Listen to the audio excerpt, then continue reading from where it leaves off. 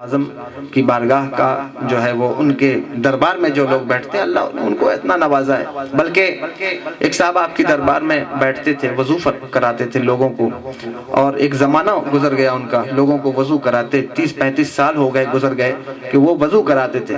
جو بھی آتا تھا مہمان ان کو وضو وہ کراتے تھے. تو ان کو ایسا لگتا تھا کہ شاید حضور غوث الاعظم کی نظر میرے اوپر نہیں ہے, میں تو وضو کرانے والوں باہر بیٹھا رہتا ہوں. اب 30 سال کوئی بیٹھا رہ جائے, 40 سال بیٹھا رہ جائے تو کوئی معمولی بات نہیں ہے نا. اتنے دنوں تک بیٹھا ہے, لوگوں کو وضو کراتے ہیں. تو ان کو ایسا خیال تھا کہ شاید یہ غوث الاعظم کی نظر ہمارے اوپر نہیں ہے. بڑے بڑے اولیاء آتے ہیں, صوفیاء آتے ہیں, بڑے بڑے علماء آتے ہیں, تو آپ کی نظر ان کے اوپر ہے, میرے اوپر کیا نظر ہوگی. تو انہوں نے دیکھا کہ ایک مرتبہ حضور غوث الاعظم کی بارگاہ میں 2 بزرگ آئے, دونوں قطب تھے. حضور کی بارگاہ میں آئے تو آپ نے دیکھا کہ حضور غوث الاعظم اور لوگوں پر اتنی توجہ نہیں دیتے جتنی توجہ ان پر دیتے ہیں. تو انہوں نے سوچا شاید یہ بہت مقبول نظر ہوں گے, تو وہ جب چلنے لگے تو یہ بھی ان کے ساتھ ہو گئے. انہوں نے کہا کہ صاحب ہم بھی آپ کے ساتھ چلیں گے, اور ان کے ساتھ ہو لیے. ان کو معلوم نہیں تھا کہ یہ غوث الاعظم کا مرید ہے یا یہاں بیٹھ کر وضو کراتا ہے. وہ ساتھ میں لے کر ان کو چل دیے. کچھ آگے بڑھے تو ان کو بھوک کی حاجت ہوئی, کھانا ظاہر سی بات ہے, تو کھانے کی جب حاجت ہوئی تو انہوں نے کہا کہ کھانا چاہیے. دونوں قطب تھے, اللہ کے ولی تھے. انہوں نے فرمایا کہ بھائی ہم تو 24 گھنٹے میں ایک بار کھاتے ہیں, ہر وقت نہیں کھاتے. اب یہاں بھی دیکھیے, جو اللہ کا ولی ہوتا ہے, اللہ کے برگزیدہ بندے ہوتے ہیں, ان کے کھانے پینے کی بھی بڑی ٹائمنگ ہوتی ہے. تو خیر وہ اب 24 گھنٹے کے بعد کھاتے ہیں. انہوں بھوک سے بحال ہوئے تو کہا نہیں کرم فرمائیے. تو انہوں نے بہرحال ایک جو قطب تھے انہوں نے دعا کی تو کھانا آیا. 3 روٹیاں اور 3 کٹورے سالن جو ہے وہ آئے. جب آئے تو سب نے کھایا, پھر آگے بڑھے. رات ہوئی تو پھر انہوں نے عرض کی کہ حضور مجھے کچھ کھانے کے لیے چاہیے, میں تو بھوک سے بحال ہوں. تو ایک دوسرے قطب تھے, پھر انہوں نے دوسرے دن دعا کی تو پھر 3 کٹوری سالن اور 3 جو ہے وہ روٹیاں آئیں, سب نے کھایا. تیسرا دن آیا تو صاحب یہ پھر کہنے لگے, اب حضور غوث الاعظم کی بارگاہ میں تو ٹکڑے ملتے تھے, روز ملتا تھا, جب چاہے تب ملتا تھا. تو اب یہ قطب ہیں, ان کے ساتھ چلے تو کہنے لگے دعا فرمائیے. کہنے لگے کل ہم نے دعا کی تھی, پرسوں انہوں نے دعا کی تھی, آج آپ دعا کریے. آج آپ کی باری ہے کہ آپ دعا کریے, بھائی آپ بھی تو دعا کریے. انہوں نے کہا میں تو جاہل آدمی ہوں, میں تو پڑھا لکھا نہیں ہوں, میں کیا دعا کروں گا. کہنے لگے نہیں, یہ تو دعا کر کے دیکھیے. تو وہ بھی اب کیا کرتے, دعا کے لیے بیٹھ گئے. انہوں نے ہاتھ اٹھایا تو اللہ تبارک و تعالیٰ نے 6 کٹورے سالن اور 6 روٹیاں عطا فرمائیں. تو یہ پریشان ہو گئے جو دونوں قطب تھے. انہوں نے کہا کہ بھائی کیا بات ہے, تم نے کیا دعا کی کہ اللہ نے تمہیں 6 کٹورے سالن عطا فرمائے, 6 روٹیاں ہم تو ہمیشہ مانگتے ہیں, ہمیں 3 ہی ملتا ہے. تو اچھا یہ سب واقعہ جب بیان کیا جاتا ہے تو آپ لوگوں کے دل میں خیال آتا ہوگا نا کہ کہاں لکھا ہے, کون سی کتاب میں لکھا ہے, ایسا آتا ہے کیا خیال؟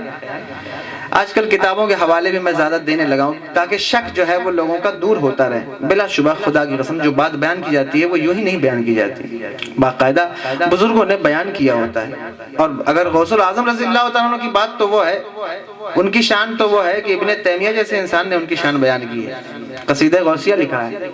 آپ غور کریے. خیر ابھی اس وقت اتنا وقت نہیں ہے کہ ساری بات کروں, لیکن بہرحال 6 کٹورے سالن آئے, 6 روٹیاں آئیں. تو انہوں نے کہا تو آپ نے دعا کیا کی؟ کہا نہیں, ہم کیا دعا کریں گے, آپ بتائیے آپ کیا دعا کرتے ہیں. انہوں نے کہا ہم تو یہ دعا کرتے ہیں کہ یا اللہ وہ غوث الاعظم کی بارگاہ میں جو ایک شخص بیٹھا ہے 40 سال سے وضو کراتا ہے, اس کے صدقے میں کھانا دے دے. تو کھانا تو اس کے صدقے میں آتا ہے. کہنے لگے مجھے پہچانتے ہوگا؟ نہیں پہچانتے. کہا میں وہی شخص ہوں جو 40 سال سے حضور غوث الاعظم کی بارگاہ میں بیٹھا ہے. انہوں نے کہا بھئی تم میرے ساتھ کیوں آ گئے؟ کہا مجھے لگا کہ شاید میرے حضور کی مجھ پہ نظر نہیں ہے. آج پتہ چلا کہ اپنے دربار میں بیٹھا کے کتنی نظر فرماتے ہیں. تو یہ کہنے کا مطلب میرے یہ ہے کہ آپ ان کے سچے بن کر دیکھیے, اچھے عاشق بن کر دیکھیے, ضرور اللہ تبارک و تعالیٰ آپ پر کرم فرمائے اور بلا شبہ آپ کی مشکلیں دور ہو جائیں گی. لیکن مسئلہ یہ ہے کہ آپ سچے عاشق ہونے چاہیے, سچے مرید ہونے چاہیے. اگر آپ سچے مرید ہیں تو ضرور حضور غوث الاعظم خود فرماتے ہیں میرا مرید مغرب میں ہو, میں مشرق میں ہوں, میں مغرب میں ہوں, وہ مشرق میں ہو, اس کا ستر کھل جائے میں اس کی ستر پوشی فرماتا ہوں. تو یہ صرف کہنے کی بات نہیں ہے, اگر اس پر ہم یقین رکھیں تو ضرور اللہ تبارک و تعالیٰ میں وہ چیز دکھائے گا. لیکن ہے یہ کہ یقین ہونا چاہیے. اب آج کنڈیشن کیا ہے کہ لوگ بعض اوقات مرید بھی ہوتے ہیں کسی کے, تو پتہ چلا پیر صاحب کی دعا آج کل کام نہیں کر رہی ہے, تھوڑا کم لگ رہی ہے, تو آج کوئی بابا آئے ہوئے ہیں تو چلو ان کے پاس دعا کرا لیتے ہیں. زیادہ تیز دعا, فاسٹ سروس ہے اور فاسٹ سروسز کا زمانہ ہے, تو فاسٹ سروس کی طرف لوگ جلدی جو ہے وہ دوڑ جاتے ہیں کہ جلدی جو مل جائے. تو ایسا نہیں ہوتا ہے۔ امام شافعی رحمۃ اللہ تعالیٰ کی بارگاہ میں ایک شخص آیا، اس نے کہا حضرت میں چاہتا ہوں ابھی مجھے آپ پورا علم سکھا دیں، جو کچھ اللہ نے آپ کو عطا فرمایا مجھے دے دیں، یعنی آپ کے لیے کوئی بڑی چیز نہیں، کرم فرما دیں۔ فرمانے لگے 20 سال میں نے جس کو سیکھا ہے تجھے 1 منٹ میں کیسے دے دوں؟ ایسا نہیں ہوتا، ہر چیز کا ایک قاعدہ ہے، ایک ضابطہ ہے، اور پھر ویسے ہی وہ چیز لوگوں کو ملتی ہے تو بلا شبہ ملے گی، لیکن بس یہ ہے کہ یقین ہونا چاہیے، عقیدہ ہونا چاہیے۔ عورتیں بھی بیٹھی ہیں، خواتین بیٹھی ہیں، ان کے لیے بھی چند باتیں کرتا ہوں کہ اپنی عورتوں کو بھی جو ہے وہ بزرگوں کا عشق انہیں بھی سکھائیے، ان کی محبت انہیں بھی سکھائیے۔ عورتیں بہت زیادہ مزارات پر کثرت سے جاتی ہیں، خاص طور پر بابوں کے پیچھے، مکاروں کے پیچھے بہت زیادہ یہ پڑ جاتی ہیں۔ اچھا یہ پڑتی کیوں ہیں؟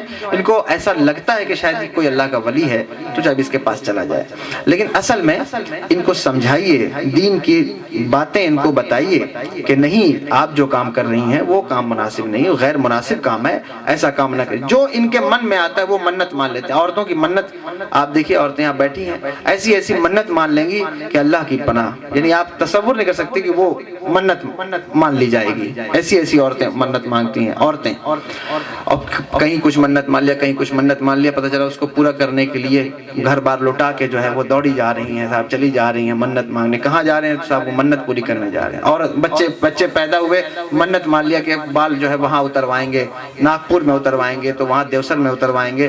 اب وہ 2 سال 3 سال نوبت نہیں آئی، بال بڑے ہو رہے ہیں بچوں کے، جبکہ عقیقہ کر دینا چاہیے 7ویں دن، لیکن اب وہ جا رہی ہیں۔ جو عورتوں کو خطاب کر رہا ہوں، توجہ سے سنیے گا میری بات کو، تو وہ جا رہی ہیں وہاں، جو پتہ چلا اس طرح سے بہت ساری منتیں ہوتی ہیں، عجیب عجیب منت۔ اگر میں بتاؤں گا حضور غریب نواز کی بارگاہ میں نے کئی عورتوں کو دیکھا، اور بھی بہت سارے لوگ ایسے ہوتے ہیں جو عجیب عجیب منت مان کر جاتے ہیں۔ ایک عورت نے منت مان لی تھی کہ میں اپنا بچہ جو ہے وہ دیگ میں پھینک دوں گی، اس نے مانی تھی، خیر۔ تو ایسی ایسی منتیں بھی ہو جاتی ہیں۔ میں کہتا ہوں کہ اسلام نے جو قاعدہ آپ کو دیا ہے اس قاعدے سے باہر مت جائیے۔ سارے اولیاء، غوث و قطب، ابدال ہمیں اسلام کی تبلیغ کے لیے آئے نا، اسلام پھیلانے کے لیے آئے۔ اگر کوئی اسلام سے باہر نکل کر ان سے محبت کرتا ہے تو وہ ان کا عاشق نہیں ہو سکتا، ان کا محبت کرنے والا نہیں ہو سکتا۔ ان کا محبت کرنے والا وہی ہے جو مذہب اسلام کا پیروکار ہے، شریعت کا پابند ہے، وہی۔ تو اس لیے یہ حرکت نہ کریں، اس سے کبھی آپ کو فائدہ نہیں ہوگا، نقصان کے علاوہ کبھی فائدہ نہیں ہو سکتا۔ وقتی طور پر اگر ہو سکتا ہے کوئی شبودہ بازی دکھا بھی دے یا کوئی جادو کر دے تو الگ بات ہے، لیکن اس کا فائدہ آپ کو زندگی میں نہیں ہو سکتا، نقصان ہی نقصان ہوگا۔ اس لیے یقین رکھیے، یقین کے اس جو ہے وہ مرحلے میں آئیے۔